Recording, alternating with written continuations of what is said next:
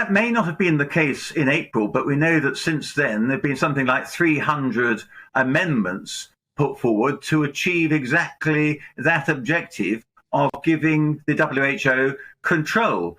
And our minister said, I think in response to an article in today's newspaper, that he would fight against that. But there hasn't been any evidence that the UK government has been fighting against it. And indeed, at the same time as saying he's fighting against it, the minister's saying he's in favour of the pandemic treaty. And that's why I very much go along with the idea that there should be more public and parliamentary scrutiny of what's happening. Dr. Pankhania, what is it about the World Health Organization's record that should give us confidence that we want to give them more powers and more controls over what happens in our country? Let me rephrase it for you, if you may.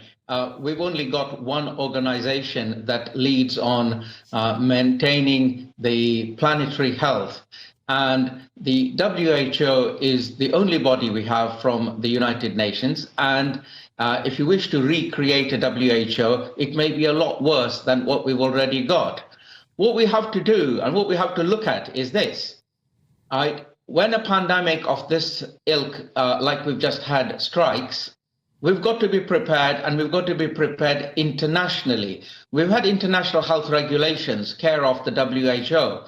However, those international health regulations were never properly followed. And what is proposed is a better cooperation between member states so that we respond better, but not only respond better, but we support each other.